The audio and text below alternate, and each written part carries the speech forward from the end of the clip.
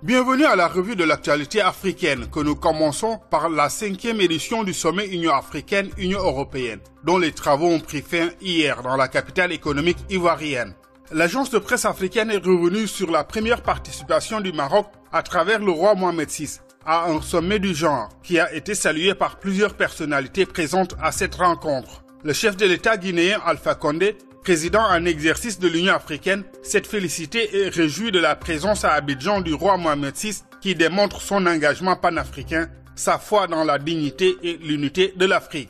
Le président guinéen a également salué à cette occasion l'engagement légendaire du royaume dans les actions visant la libération de l'Afrique.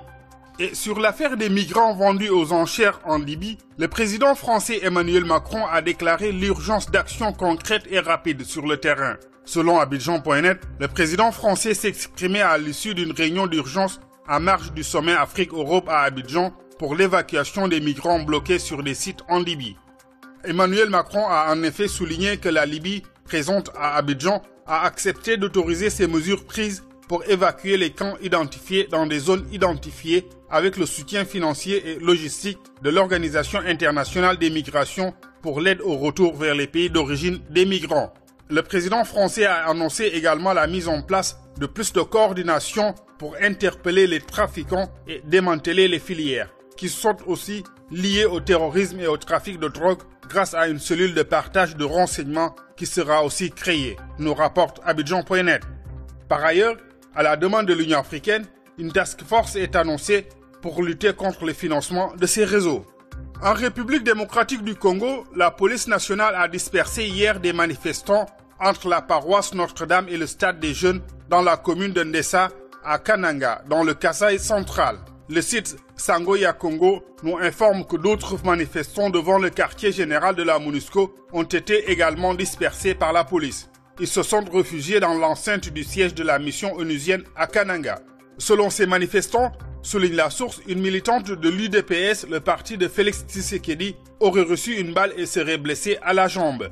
Un important dispositif policier est par ailleurs déployé sur tous les carrefours de la ville. Les écoles et les commerces sont également fermés.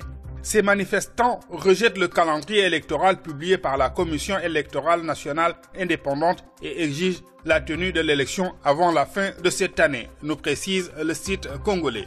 Enfin, au Cameroun, le ministre des Enseignements secondaires a décidé du retrait immédiat des programmes de la version 2017 du manuel Moving on Student Book 2 en vigueur en classe de 5e du sous-système anglophone et dans lequel des données faisant l'apologie sécessionniste ont été frauduleusement introduites.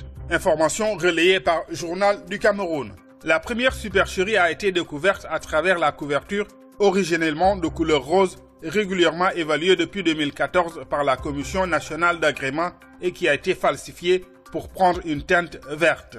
Le journal camerounais en ligne précise qu'il a été également découvert dans la version en 2017 querellée et sur une leçon sur les droits et libertés de l'homme, l'introduction du drapeau de la République d'Ambazonie, proclamé par les activistes de la sécession du Cameroun anglophone.